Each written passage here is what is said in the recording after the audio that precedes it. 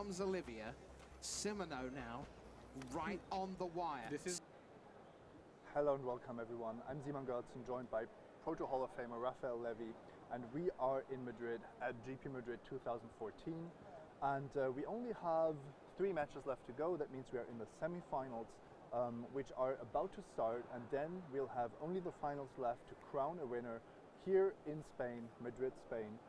1900 players to start with. We had day 1, the cut, everyone who made 7 wins or more got into day 2. And now we are down to only 4 players.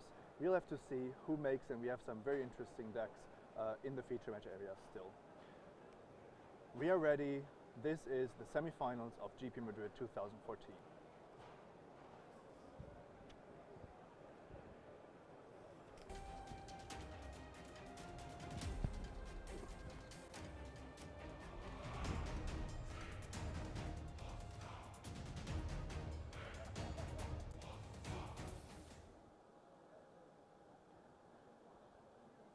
Hello again, Immanuel Gerschenson here with Rafael Levy, and we are watching Ricardo van den Bogaard from the Netherlands against Immanuel Gerschenson from Austria, and they are off to the races. We are watching Through the Breach against Timur Delver, and Ricardo with Through the Breach is on the play.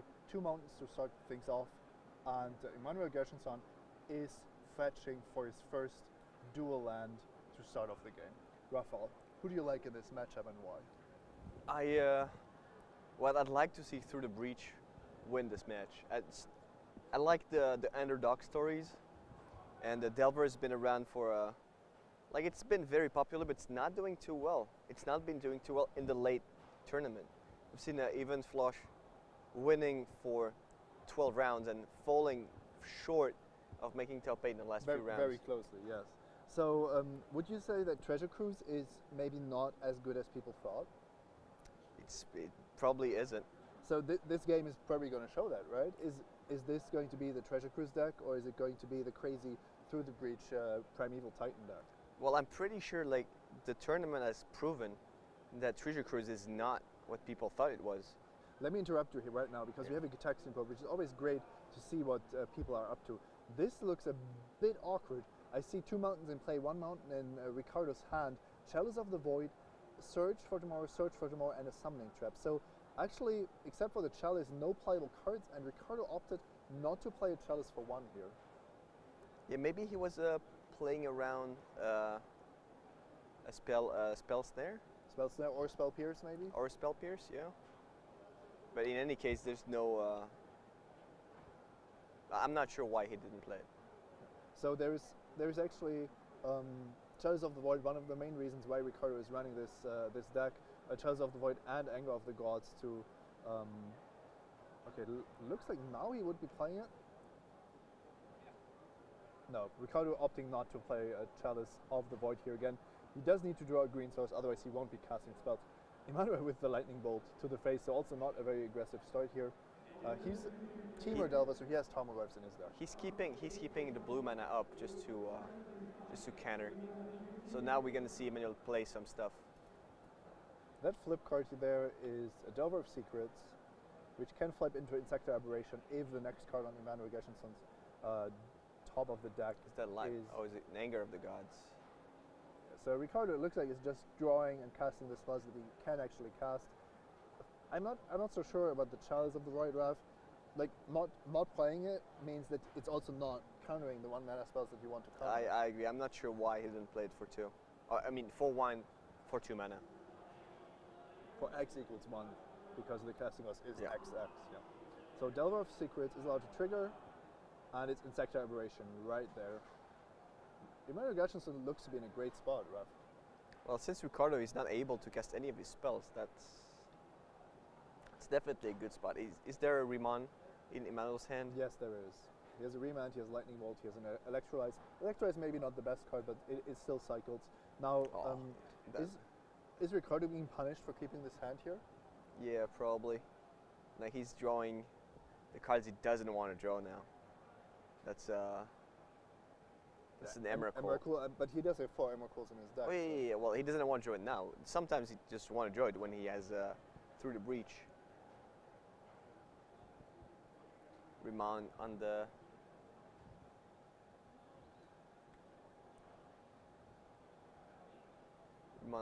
chalice. Bolt again, down to 11, down to 8 next turn. I think he's threatening lethal next turn. Yeah, and he doesn't even care about the chalice that much anymore. Yeah. Oh, and this treasure cruise. Is it this turn or next turn? What does he have to play? Wooded Foothills gets cracked here. That puts the card number 7 into the graveyard. That used to be relevant for Threshold, now it's relevant for Treasure Cruise. Although with 5 lands, Immanuel Gerschenson could easily pay a little more than 1.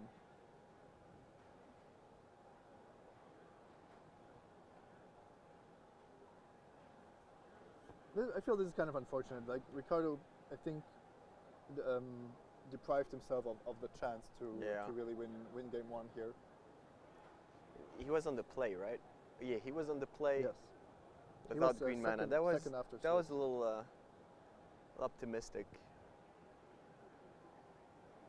Especially if you then decide not to cast the chalice. Yeah. I think if you want to be optimistic, you also have to just slam the chalice and hope that it resolves. And you can. There was a chance it actually resolved. So. Yeah, and you could just draw another chalice next turn. Yeah. So. Kind of like. Just having to take your chances. Immanuel has to play around mass removal here, so Ricardo could just draw an Anger of the God, another Anger of the God.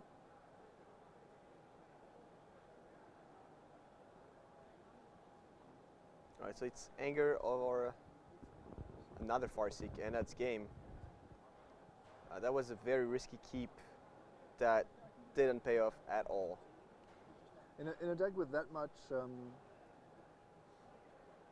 stuff to draw into and all the ramp cards, you really just want to play this deck how it's meant to be. You want to ramp, you want to Through the Breach, you want to Primeval Titan, and that hand just couldn't do that if you didn't find the green source. So yeah, Ricardo getting punished here. Immanuel Gerschenson is not going to be complaining about this.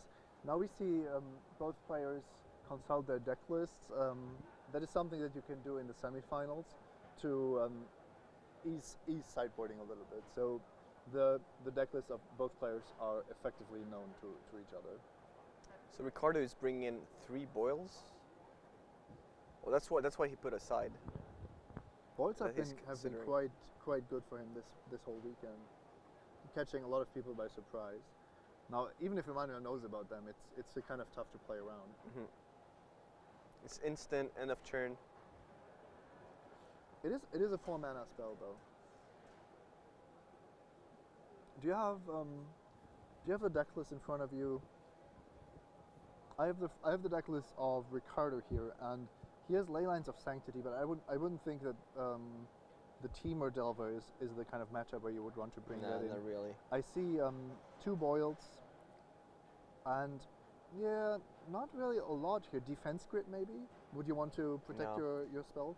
Well, the thing is, Immanuel has 3 Molten Rains in the sideboard. 3 Molten Rains, 2 negates, 1 dispel. I think you can't really like play around the counter spell when he's gonna bring in like Molten Rains to disrupt your strategy. So there's too many things to play around. This is just in Till Rifford is already up a game in his semifinals. So I assume it has to be a Escape Shift combo kill. Sometimes that's just really fast if you have the right draw with the Ram spells. That's why we are staying on this game. We're going to discuss the sideboarding, and then we'll be here for game 2 between Ricardo van den Bogaard and Immanuel Gerschenson. And Ricardo is actually, I like the sideboard, but it's not a sideboard that's built to bring in too many cards in this kind of matchup. There's no real. It's a deck. It's pretty much a combo deck if you look at it.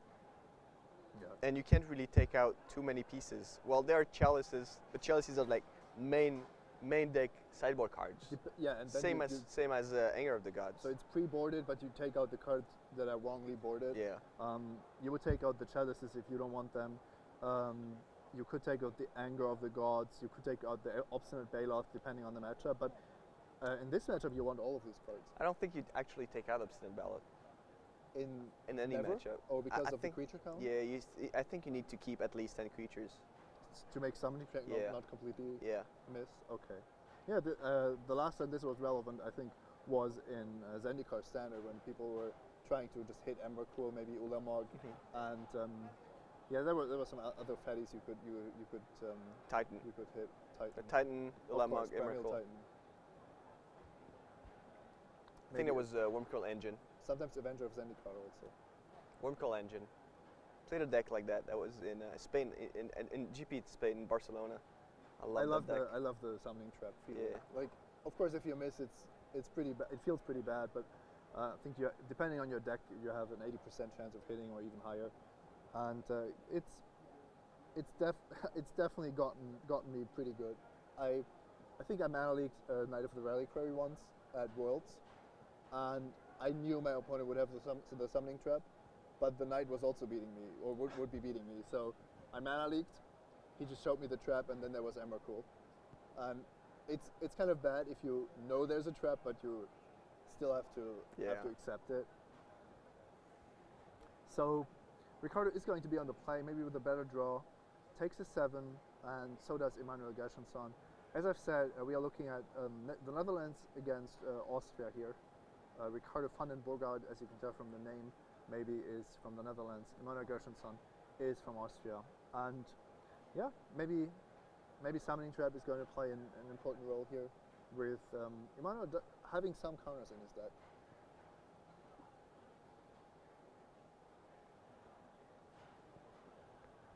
The mulligan. Ugh. The mulligan he didn't take. Yeah, not the best display of through the breach here. But you aren't playing it because it's such a consistent deck, right? Yeah. It's more powerful. yeah, Raw power.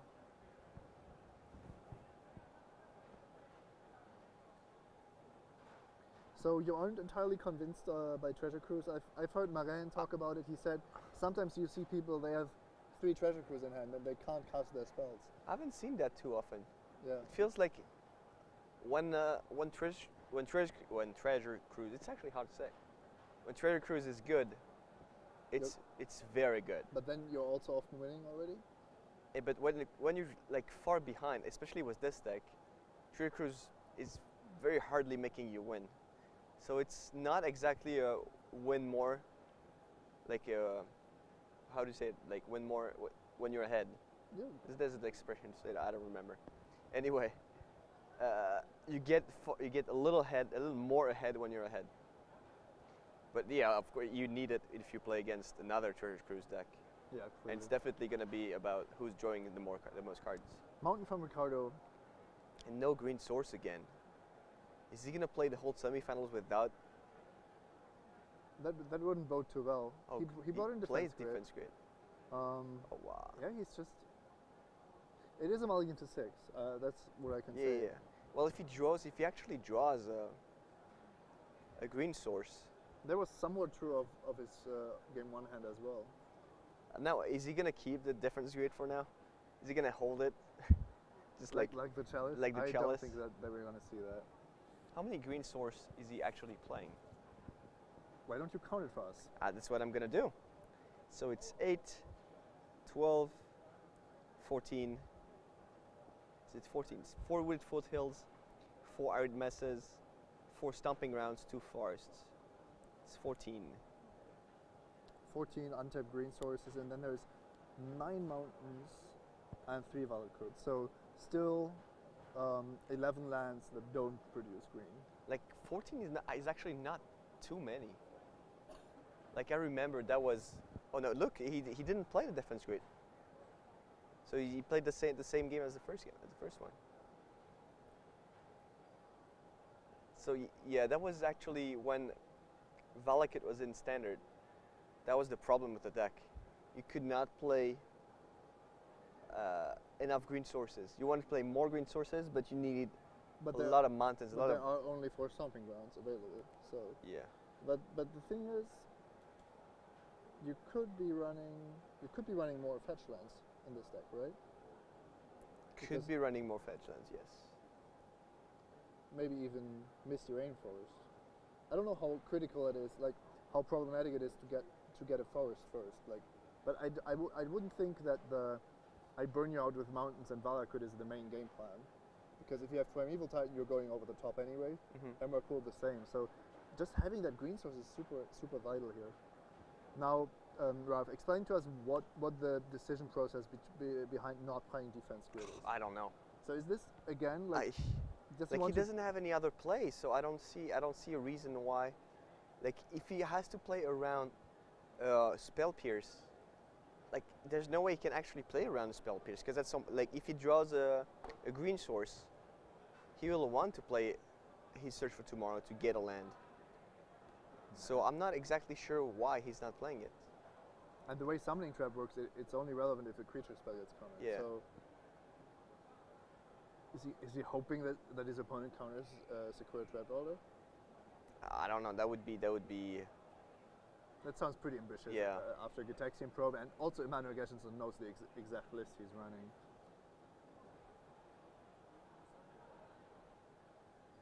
All right. So is the Obstinate Ballast? That's still.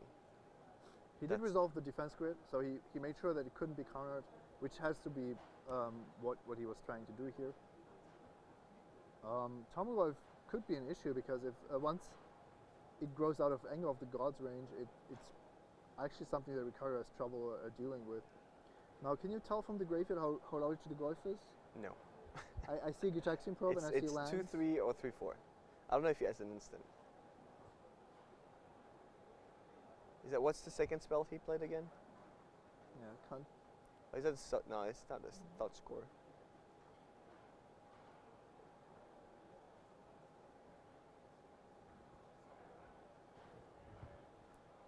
We'll see. It's 2/3. 2/3. There's I think the die is. All right. It's the Tamurov die. 3/4 now. We'll see soon enough. Immanuel takes out a mountain with his Molten Rain, which doesn't deal damage to. Oh no, it's still 2/3. Yeah. Oh, and still no green mana. No, it's just lands. And That will. I feel bad for Ricardo. But at the same time, I feel like it's his own fault. Oh yeah, no, but I feel bad for the game in general. Like not seeing what the deck is able to do. We only saw him in the last round when he played for top 8. And he was 10-0 going into day 2, or 9-0 and then 10-0.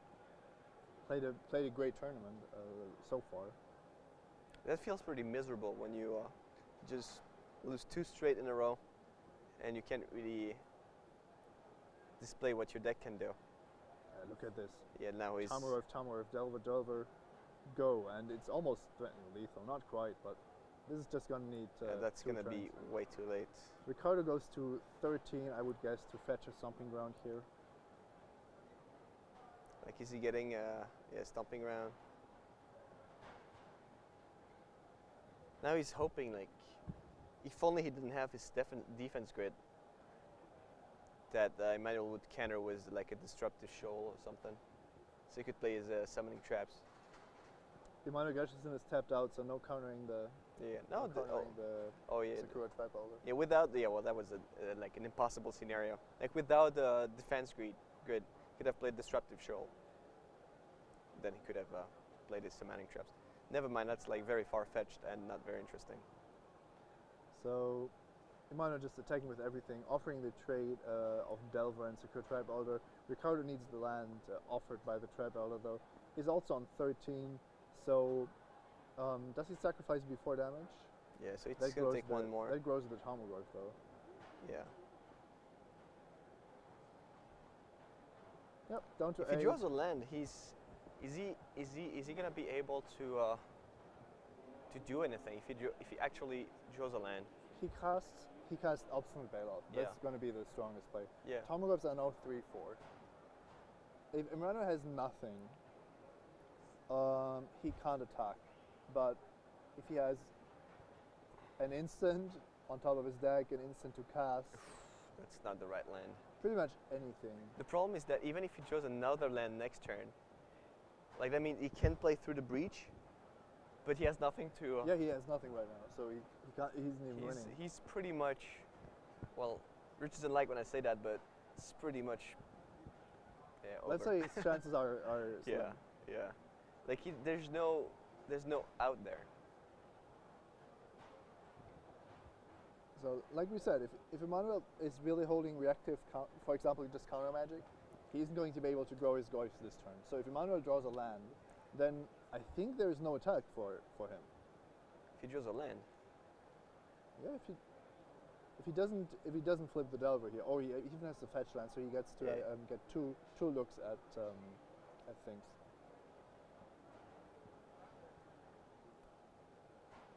This way you have to play to your outs, right? Yeah. You wouldn't concede. I mean, this is your chance. No, you're not conceding for sure.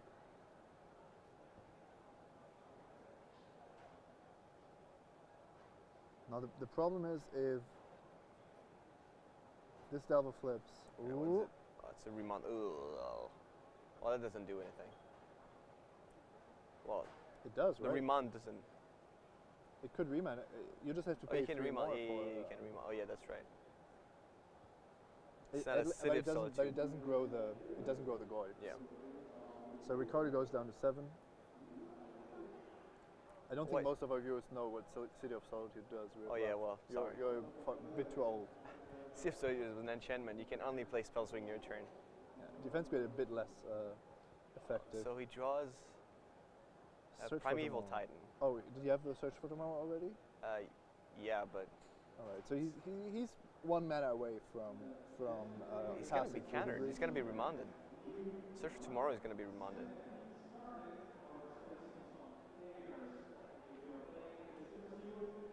Even then, if you Immanuel's on 8, so it's actually not. That's quite ambitious. And he passes. Doesn't he have 2? Ooh.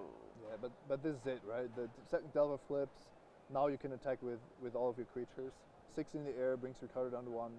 I think Ricardo. Oh, he didn't want to play the second one and put an instant in the graveyard. An instant? Yeah, because Immanuel would have played Remand. He didn't want to allow his opponent Yeah. to put an instant to the graveyard. And the Treasure Cruise.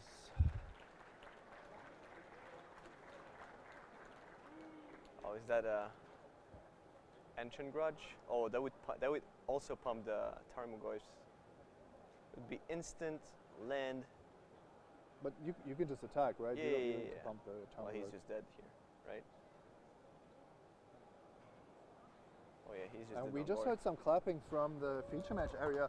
Just as this game is finishing, Immanuel Gerschenson winning 2-0 against Ricardo von den Bogaard. We also have our other semifinals finishing with Till Rifford defeating Jose Rodriguez 2-0. Scapeshift wins. And here we have Timur Delver defeating, well, I want to say mono red Trab, but it's supposed to be red-green. But if your green sources just don't appear early enough, then yeah, what can you do? Yeah, that was the problem in Standard, as I said earlier. It's Standard. It's funny how close this deck is to its Standard counterpart of years ago. That was in what, in the 2011? 10 or 11, or maybe around that time, yes. That's yeah, that was the problem back then. That was the problem again today. Well, not today, just now, because he had the terrific run. Yeah. So we have our finalists. Till Rifford with Scapeshift. He's playing Dig Through Time. We have our other finalist, Immanuel Gerschenson, and he's playing Treasure Cruise. This is it. No Siege Rhino. No Siege Rhino, no Sorin. Maybe some Monastery Swift Spears, but let's just call it Dig versus Treasure Cruise, because that's what this final is about. So did we? No. And you can all see it here. This is the bracket. Till Rifford somehow burned through his opponents, first beating Marcio Carvalho, and then beating Jose Rodriguez Pozo with Birthing Pot. Till Rifford now in the finals. Immanuel Gerschenson on the other side of the bracket, winning through first Birthing Pod with Kevin Rock. That was an epic game, and now against Ricardo with his innovative Through the Breach deck. So we have Timur Delver in the finals against Till Rifford with Scapeshift. Welcome back. Simon Gertzen here, Raf Levy.